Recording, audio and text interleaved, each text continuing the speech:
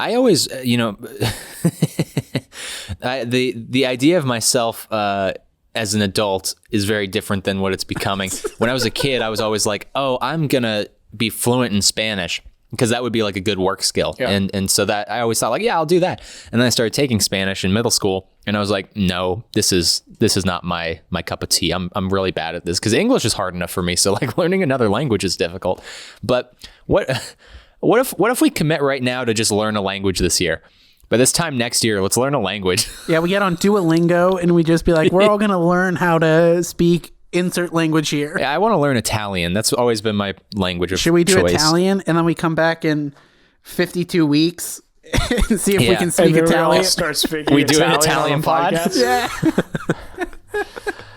That'd be really funny. That's crazy. I'm in. I'm in. All right. I mean, I'm quitting my job soon, so yeah. You'll have some time. I don't have a job. Hell yeah. So. Oh, congrats. You remember when we did that one, we were selling drinks at that one street festival thing, Tyler, at your dad's laundromat, and we gave a dude change in like dimes? Yeah, that was awesome. He was really upset about it. I don't get why people are upset about that. Like, we gave it in quarters and dimes, and like that was all we had. Currency. Yeah. I'm like, why are you buying a $1 soda with a $20 bill? Yeah, that's the real question here. We're also like 17-year-olds. Yeah. And you know what's funny about that? I actually was telling this story to like a UCB class I was in a while back, but what was funny was that we didn't have like a vendor's license, so we couldn't sell on the street. So we had to sell inside the laundromat. So we just had like the table like just inside. It was just hella funny. I'm like, damn, dad really getting across like, vendoring licenses and stuff just to make like a quick buck on like $1 sodas. Also, $1 sodas are like a great deal. It's a good deal there. It's a heck of a steal. Yeah, I know. But again, this was like in 2015, 2016. So like, yeah, times were different then. Times were different. And the thing is they are really like, it's crazy how fast things change. I mean, the last year and a half or 2 years basically have been like insane. Why? What happened in the last 2 years? I don't know. I just feel like I just hate life in general and society. Huh. Tell me more about that. I mean, like, we think about it this way. Okay. We could have been hanging out with Oog and Boog like in caves for our whole lives. But instead, we like built a society that is like capitalist, and it's just like, we gotta make money, we gotta do this, you gotta buy a house, you gotta work 40 hours a week at your stupid job that you hate. Like we give ourselves all these stupid things when we could have just known 20 people and then killed Boar. Interesting. Yeah. How does that make you feel? It makes me feel angry because like. The thing is, I'm good with capitalism, okay? I'm doing okay right now. I'm fine. But, like, it just seems so simple to just live in a forest for your whole life. And like, so why don't you go do that? I don't do that because I've made too many good connections with friends. And it would just be weird if I just left for 5 years. Have you ever seen the show Alaskan Bush People? Should I be on that? No. Okay, I haven't seen that show. It's basically... I don't watch reality TV, really. It's basically a bunch of people who supposedly live out in the wilderness of Alaska, and they build their own thing. But it definitely seems fake because they're always catching on fire. What? Wait, like they're physically catching on fire? No, like their home and stuff is. Oh, like their boat burned down. I'm like, how does a boat burn down? It's like tied up in water. Yeah. And it's just like, well, I know how it happens. The producers are doing it. Right. There's always something that's going wrong. They're just like, oh, like, I wouldn't be surprised. That would be a funny sketch of like... They also all have different accents, which is weird because they all like supposedly only know each other, basically. Can I pitch a reality TV show to you? Please do. Go for it. Okay, I hope I won't watch it. This might be worth a couple episodes because it's so insane. No, regardless of how good it is, I don't really watch reality TV. That's one of my rules. I don't really either. However, I stumbled across this because my mom found it and she was like, you have to watch this because I've never seen anything like this. I hope I'm remembering the title right. If I'm not, then just Daniel in post insert crudely the correct name. But I think it's called Mountain Monsters. it's basically like a group of guys from the South that go around hunting and searching for monsters, various monsters, Bigfoot-like creatures. And what separates this show from other shows that are like it, because there's a lot like it, is that it is completely and 100% fabricated. None of it is real. Like not in the way that like the producer sets the boat on fire or whatever, but like all of it is basically scripted, like at least mostly entirely improvised. They'll actually have like dudes dressed in cloaks like walk across the screen. Like it's that's insane. Really funny. It's completely 100% not real, but they're playing it like it's a reality TV show. And I honestly think that it's kind of genius. Like I don't know if it's I don't know if they're just trying to trick people in like in a bad faith kind of way, or if they're playing up the idea of reality television, doing something that's like a performance piece, like a meta art installation thing, you know, like I don't know which one it is. Either way though, I have so much fun watching it. Would highly recommend it. Completely fake. And there's no arguing that it's fake, because they get like, I think in like season 4, they find a videotape in the woods and then they play the videotape, and it's like a dude in a mask, and he's like a monster dude, and he's like, you're stumbling into the wrong part of the woods. Like you need to go find X marks the spot. It's 17 paces. And then they find X and they're like, remember the video? And then it cuts back to the video. And it's like, they catch a monster at one point, and then the monster disappears after like smoke, like smoke appears, and then the monster's gone. And they're like, there's no way that the monster could have disappeared. This was a perfectly built trap. It's like, it's a whole different thing than any other reality television show. Would highly recommend it. It's really funny. I think if you watch like 5 episodes in a row, you'll probably get pretty bored. But if you watch a couple episodes every now and then, like it's crazy. I looked it up. It is called Mountain Monsters, and there are a lot of cool looking dudes with big beards. Yeah. They all have like fake titles also. Like one of them is like Trap Builder. Like this is a nothing notable sketch. This is our next mini series here. Honestly, like that's what, after my mom showed it to me and I watched a couple episodes, I was like, I'm so disappointed that we didn't get to this territory first, that we didn't do a completely fabricated and clearly fabricated reality television show about hunting monsters. Cause like I've always loved that type of stuff. I've always loved like the Monster Hunters stuff, the Ancient Aliens type shows, Ghost Adventures, that stuff. Doing like a 100% very clearly fabricated version is in some way like really smart, really clever. I would venture to say genius. That's really fun. I love the idea of that. Because isn't everything fake anyways? Aren't all the TV shows fake? Yeah. No, they are. Yeah, totally. And that, you know, that also like speaks to something that Tyler asked, or mentioned this to you before, but like, why don't more filmmakers do fake documentaries? Like that are clearly like just about, I mean, it's not like mockumentary, not like making a joke out of, but like using like a documentary format, but just about a fictional story, because like it's just, it's so good. There is stuff like that. I don't know if you guys have heard of Punishment Park. Yeah. But it's a movie from like the 70s that's like a fake documentary about like the US government and stuff like that. And like it's banned in the US, I think, because like obviously 70s politicians were like, this is not what America stands for. But it's like it's very with the times today. Right. Like it's very interesting, and like it also shows like how, I don't know, just like power corrupting, and like how the US isn't like this perfect beacon. And it's pretty incredible that they made it in the 70s, which was like 50 years ago now. There's another really good like documentary thing like that. I think it was made by the Leonard brothers. It's called Cherry Page. Oh, you know, I've actually seen that. It's like a YouTube thing. Yeah, it's. I think we can post a link to it in the description. I'll send you one, Dan. Well, thank you. Yeah, link will be in the description.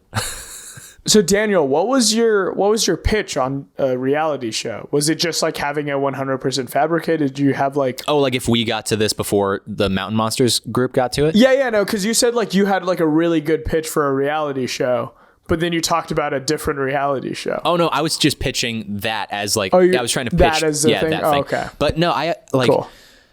Yeah, I often thought about like doing like Ghost Adventures and I mean, Ghost Adventures is great. Ghost Adventures is amazing. It's such a fun show. That is something I did watch back in the day. Yeah, it's my sister and I binged that a lot, and it's just so stupid because it's just all so fake, but it's like really funny still, and it's fun. And they've never.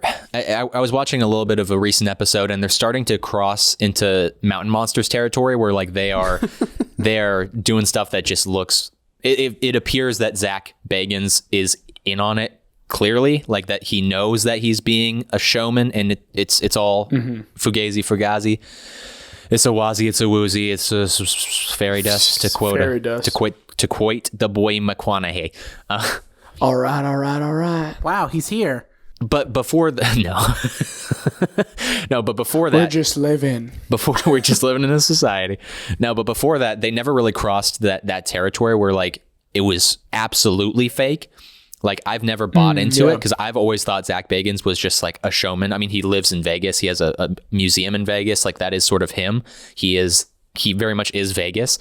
And he's always been a showman. He's the greatest showman. Yeah, he's the greatest showman. He's sort of an actor. Like you can always tell, like when he's going down into the basement, he's like, I'm feeling a really deep pain in my chest. And it's like, okay, cool. And then Aaron will be like, guys, I got to get out of here because like, I feel like I want to hurt you, Zach. And then Zach's like, Aaron, you need to calm down. You need to calm down. He's got his glasses on and his super tight t-shirt. It's just like the whole thing is so funny. Yeah, and then they're like, oh, dude, the ghost recorder, like, what'd you hear? And it's always like, and you're like, I can't fucking understand that. And then they're like, no, here, look, listen very carefully, and you hear, and then you see it like subtitles that say like, I am a devil. It's like that's what it's saying, and it's like, and you literally not at all what it's saying. Yeah, and my mom, I'm sure that this has already been done, but like my mom's always pitched, since we've done sketches in the past, she's always pitched this idea. She's like, you got to do like a Ghost Adventures thing where like they think that they're hearing like I am the devil, but then it's the ghost's perspective and being like, what are you talking about? Like, why? What? That's not. I'm just trying to be a chill dude. Yeah, I need help. I was a donut maker. That's not what I'm saying at all. Donuts. I'm trying to teach them how we made donuts back in the day. Before society came. That's so funny though. We were filming a ghost hunter sketch like 2 days before lockdown. In like March of 2020. Yeah. What's Lockdown? It's a movie. We've done a review on it. Locked Down is a movie we reviewed, starring Chiwetel Ejiofor and Anne Hathaway. Interesting. And what was that movie about? I forgot what happened in that movie. There was a hedgehog. There's a hedgehog in it, yeah. I think you're thinking of Sonic the Hedgehog. No. There's opium in this one. Chiwetel Ejiofor was all like, I was just on a bike and I lived for the first time ever. And I need to remember he was on that motorcycle and he came back, but like it didn't show you he was on the motorcycle. He just came back and was like, that was exhilarating. And then they rob Harrods at the end, and it's not very cool. And then are they together at the end? Is that what happened? Yeah. Oh yeah, they read poetry and on their street, and he's all like, and then Anne Hathaway's like, and we're gonna be together. Bread. Like steal bread or something. Oh yeah. Crazy movie. Anyways though, it was like funny because like I was really excited to do like I was like co-directing with someone, and it was kind of like it was a time where like I wanted to be really involved in the production, but like slowly step back because it was like my last quarter there, and it was going to be like we co-direct this and then slowly like she takes over type deal. So she was kind of directing it, and it was like she wrote it too, and it was like a really funny sketch. And it was super fun to play with like the genre of like fucking ghost hunters. So like we'd do a thing where like they like look over directly at the camera when like she meant it, like when like the guest mentions like ghosts or something. Right. And then we were just going to do like a quick montage of us like zooming in on them being like turning on a flashlight and be like, oh, ghosts and shit like that. And again, it was like so like Ghost Hunters or whatever the fuck that show is called, Ghost Adventures, all black, you know, fucking my buddy Ian was the guy with the glasses who just like steps back a bit, and he has like a beanie on, you know, and he just like stays in the back. But it was going to be a great sketch. And then slowly it became like, oh, we're never going to finish this sketch because COVID happened. Yeah. So it remained unfinished. Remained unfinished. I think I also deleted the footage because we only shot like one scene of it. We still had like 8 pages to go. That's all the footage that you have. And it's like you release that and there's like title cards at the beginning. And it's like, this is all the footage that was found before these people went missing. And then you start, then you just do like a regular fiction film, you know? Yeah, right. I love all of that. I mean, that was one of the attractions for me to do sketches on here, was like just playing with genre and like playing with like different mediums and stuff. Cause like it's just fun. It's like good practice also. But like when we did Axe Murderer, like that was just fun because it was like, oh, I love slasher movies. Let's try to do like a silly slasher thing. I always did want to do like a Ghost Adventures type thing. I wanted to do like a alien type thing. When we were trying to come up with like what our next project was, I feel fine burning this because I think it's interesting. Maybe we'll return to it one day, but like, I don't know. It's just interesting to talk about stuff that we didn't end up doing. But we came up with a couple of different ideas and we ended up writing a couple of scripts for a couple different things. And then I pitched this one idea that I still really like, but since we're just talking about like the occult and aliens and stuff, the idea was like we do a documentary like we did with Gerald Lee Page about an alien abduction. Wait, no, we didn't do that. That was the Leonard brothers. Oh, you're right. I apologize. The Leonard brothers did that. We just shepherded it onto our platform. Right. Yes. We just released it. New Jersey filmmakers, the Leonard brothers. They couldn't find a home. Michael and Michael Leonard. And no, but it's a documentary about like alien abduction. It's about like it's like really emotional. Like this guy, he was abducted and he's like crying on camera and he's really shaken up by it. And we present the whole thing as an alien abduction documentary, but then midway through we reveal that it wasn't an alien abduction. It was actually like a Fargo-esque like a ploy to try and like steal something from him or get money or embezzle or whatever, you know? And then it becomes like a true crime piece after that. Yeah. I don't know. I just wanted to mention that just because like we never ended up doing it. So I don't know, maybe just mentioning it is interesting to anyone that's listening, but I've always been attracted to that sort of stuff. That's why I love Mountain Monsters. That's why I love Ghost Adventures. That's why I love Ancient Aliens. It's just like that stuff is so much fun. Live for it. No, totally. And it's just funny. It's fun to look back on like how much stuff like we just didn't do. We have so many scripts of things. Like we literally have like a 50-page script that we just like didn't end up doing. And we like all took passes at it and we all edited it like every week and stuff. Just interesting. Do we want to pitch it? It's funny because like, what was that? Do we want to pitch it? Are we ever going to do it? I don't think I was about to say, I don't think we'll ever do it because like I think I'm out of that phase of my life of like when I thought that was interesting. Yeah. Tyler just doesn't like things anymore. He doesn't like media. I just don't like anything. Or society. I don't like media again. Yeah, because of society. Because of society. He just wants to hang out with Ugo and Boo Boo. Yeah, I just want to do that all day. I just think it's weird we built society. It's just like we should just be naked right now, really. That Who says we aren't? You can only see my head right now. Oh, that's true. Whoa. I'm just saying who designed this, you know? Who was the person who was like, you know what? Maybe we stop just building fires and stuff. I think it was designed by Frank Lloyd Wright. And maybe you pay me for that house. It's like, why? It's because I built it. And it's like, okay, I guess that makes sense. It's like, why should I pay you every month for this house? And it's like, oh, because I bought it from someone else years ago. And I put a lot of work into it. It's like, okay, I guess that makes sense. But $900 a month? Really? Really? Anyways, yeah, let's pitch our old thing. It was people. Okay, yeah, we can just like jump off the back of each other. Sorry, go for it, Dan. You were about to start. I was gonna help you, but you didn't need help. Yeah, I'm gonna leapfrog off your shoulders. How can I leapfrog off your shoulders? We're not even in the same room. Seriously? That's really. Society created this Zoom. Yeah, so we've always loved like genre stuff, and like I just really wanted to do something that was like classically horror, and remember, Dan, it originated as a murder mystery. Right. Yeah. So we wanted to do like a murder mystery, like a Clue style thriller, where it's like, ooh, somebody With dies. people like our age was the thing. I remember it was like, that was what it would set apart from like other like murder mystery pieces. Yeah. Because you always see like older murder mysteries, but you never see like teenage to like early 20s murder mysteries. Right. And so we were going to do like a Clue style thing where like a group of friends that haven't seen each other for a few years because they've all gone away to college. They're coming back together for the first time. They have some grievances between each other, and then they show up for this big dinner party at one of their houses, and then somebody dies. And then it's like, ooh, who did it? And we got to figure it out. And they all have different reasons to hate each other. So there's a web of lies that we created. We took a picture of it. I think it might have been on the Instagram at one point. But we started coming up with that. And then at one point we were like, murder seems like pretty heavy, like for for comedy, and then two, also for the age group that we were doing.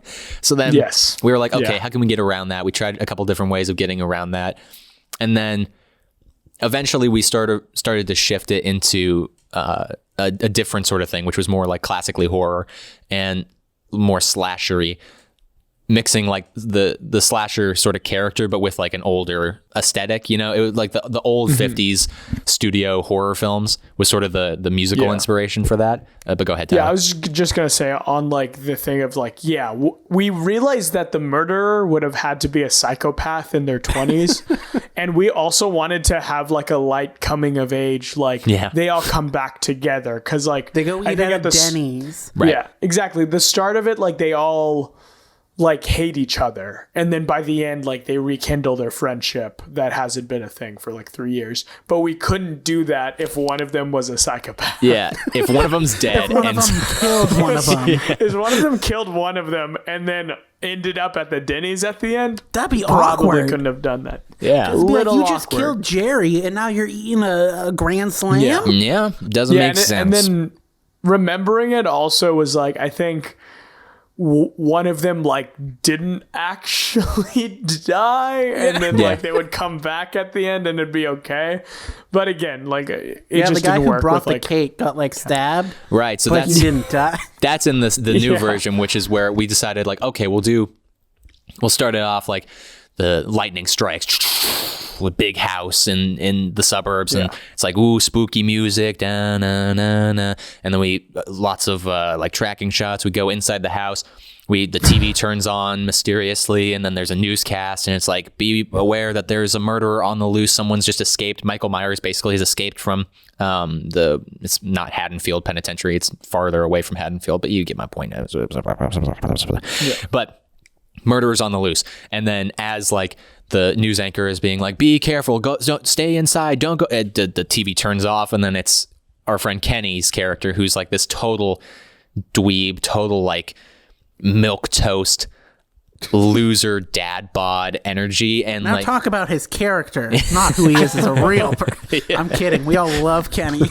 But he's like, okay, like he turns off the TV unaware of what was just being on there, and he's like, honey, turn on my tunes. And then it's him, his girlfriend, and they're like preparing the meal for the big dinner party. And then everyone shows up one at a time, and then we get the little montage of them entering the house, and then various scenes of them interacting, developing their grievances with each other. It's kind of icy at first. It's really uncomfortable between a lot of the characters. Starting to dig into some of the backstory. While that's all happening, Kenny's character, who's not the main character necessarily, that was one of the big problems. We didn't really have like a main character. We didn't have a main, which no vocal point. Yeah, exactly. So, but focal point. Kenny's character, he's like he's really fixated on making the food, and he and his girlfriend are having real trouble, and everyone has known that they were having trouble for quite some time, and so that's a running gag. And anyway, so eventually they get to dinner. They're still waiting for one of their friends who's going to be bringing the cake, and like he's like in med school, like he's like the good one. You know? Everyone like loves him. That's also the recurring gag in it. Everyone's just like, dude, fucking Frank is awesome. Yeah, like, he's the gonna best. Be a doctor. He's gonna be a doctor is a recurring line. And then we're at dinner. Fuck. It's pretty funny. Sorry, I just remembered that the big payoff to that joke at the end is actually really funny. So they're all at dinner, and that's when it's like the big emotional climax for all of the characters' grievances. They all start airing them out. It becomes like this big fight. Everyone's going at each other's throats, and it's just getting worse and worse. And meanwhile, there was one or two other times where like when they first show up, they all have to drop their phones in the bucket, that party thing. Yeah. So and then when they drop it in the bucket, we zoom in on one of the phones. They're getting like a Amber Alert. It's like murderer on the loose. The serial killer, on the loose type thing. There's another moment where they go back to the TV or the radio or something. And so we have a couple of times where it's like, oh, something's happening, but they are too obsessed with their own situation. It's sort of Arrested Development-ish. It's, Succession too. And so anyway, all that's happening at dinner, big explosion, blah, blah, blah. And then there's a doorbell and they think that it's their friend that's going to med school with the cake. And so one of them gets over there, opens the door. It's the murderer, but they don't really even think about it. It's like it was like supposed to be this. It's just finally you're here. Yeah, it's just a dude in a mask. And so they're so obsessed with this conversation. He's just like, okay, finally. And he didn't bring the cake. And everyone's like, shit. But they just bring him in. This killer is like completely silent, wearing a mask. They just bring him in, sit him at the table. And then they're still having their conversation. Eventually, like the young character who's like still a senior in high school, he just like very sweetly is like, hey man, how's it going? And then he gets stabbed in the arm by the murderer. And then everyone's like, yo, what just happened? What are you doing? And then everyone realizes, wait a second, that's not our friend. They take off the mask. They realize it's the murderer. And then they shuffle off into separate rooms trying to hide from the killer. And then the problems start to arise. From then on, it's just like everyone figuring out their grievances, coming to terms with each other. It's just like structurally, like that makes sense. Mm-hmm. Like you get people in rooms together and then they are thinking they're going to die. So they air out all their grievances in like a healthy way. Right. And it's like kind of interesting, but again, it gets kind of slow then because it's just us, like you're going back and forth between every single thing, and it's like, oh, like they're just gonna figure out their problems. Anyways, it'll be premiering at Cannes next year. But yeah, so it was fun. I'd give it another look over. It is fun. Honestly, like talking about it kind of got me excited about it again. I'm like, oh, who knows? We'll just like age ourselves up and possibly, it's like a fun idea, but. I think, well, because one of the problems is like once the murderer shows up, no one can get murdered. And that's one of the gags too that you were mentioning, Tyler, is like eventually the friend does show up with the cake and he gets like sliced and, but he doesn't die. He just gets sliced and then he comes back. This murderer is not really good at his job. No, he's not. Yeah. That's why he got caught in the first place. But yeah, once the murderer shows up, like we can't have anybody actually get murdered. So the stakes aren't like that high. It's obviously all about the characters like dealing with each other, but like there's never like a real threat of death. And then on top of that, like there's not that much to do within like the space of one suburban house. Like or the murderer just sort of like sits there and waits for them to come out basically. Cause like you can't, if you're in a bedroom, like there's no secret back door that can go around and you can't like maneuver like a Scooby-Doo house, Yeah. So that was always one of the problems. But the conceit of like all the friends coming together and then having to deal with a significantly bigger problem in like a genre kind of way is like very fun. I think it's quite fun. Definitely. And I think there's a scene where they just like beat the shit out of him. Yeah. Like at the end with like a baseball bat or something. And that's really funny. Yeah, but it was like it was a hefty script. Like ultimately, like we didn't get enough accomplished within 50 pages. Like we wouldn't be able to do it shorter. And I think if it was longer, it wouldn't be very good. So like it's in that middle ground of like just sort of mediocre, but it was a really good exercise and fun to imagine, and I guess fun to pitch. And we all like did drafts on it and stuff. It was really fun to just read the new drafts every week and be like, yeah, I like what you added and stuff. I'm gonna pull it up right now. There were some really good bits in it though. Like there's some very funny reoccurring gags. I really do like a lot of the central relationships in it. I'll screenshot a couple of pages and just put them up, like funny jokes. It's called Boo a Medea Halloween. Wait, they made that movie. Did they steal our movie? Motherfucking Tyler Perry out here again, stealing all my ideas. So yeah, that was one of the things that we were gonna do. And And it didn't end up happening. And then the pandemic happened, and then we decided to do nothing for a little while. Then we started doing the podcast because I enjoy doing the podcast. I think it's a lot of fun, but also because like we can't do sketches or we can't do short films. We can't, do a lot of filming. Also, we're not in the same place at the moment, but that'll change soon. Hopefully, please get back to us, apartments. No, but that's stuff that we were going to do. Let's talk about going forward for a second, just a little bit, and then we'll wrap up. Totally. That's a good segue. What do we want to do with this channel in the future? Like, do you guys have like any sort of interests or aspirations, or like I was talking about that alien documentary? Like, I definitely want to do another documentary of some sort, but not quite the same way we did Gerald Lee Page, or the Leonard brothers did Gerald Lee Page, but like in a little bit more of a serious way, like still funny, like still comedic, but like not playing it as ironically. I was just thinking the other day, I don't remember what it was that I was watching, but I was like, I really want to like just make things again to put on this channel, because everything, all like the scripted stuff that's on here is like 4 years old at this point. Yeah. It's like or 3 or 4 or 5 years old.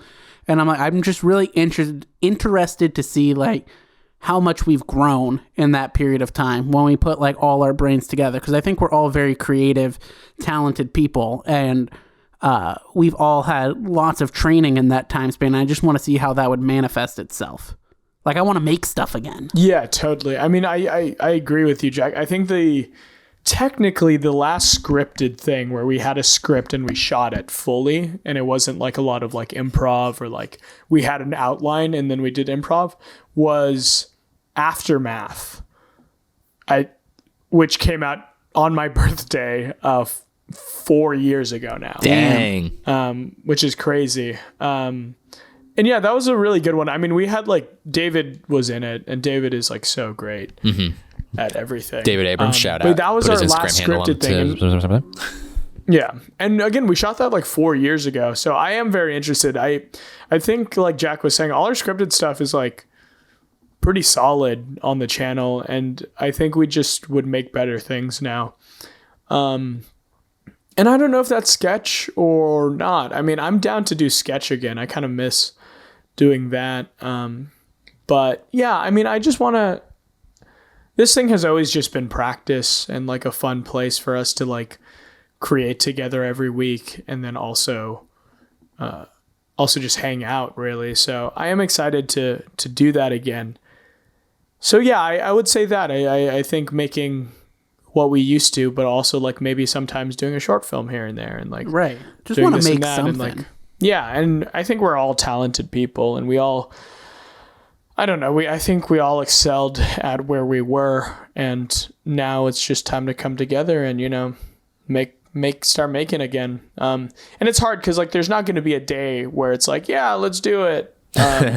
It's because like, I don't know, my roommate and I talked about it at the beginning when we moved down here. It was like, there's not going to be a day where it's just everyone's like, masks off. The world is back to normal, people. Right. You know, so we got to just start doing it. And, you know, I've done some stuff down here, but it's nothing like, you know, nothing notable yet.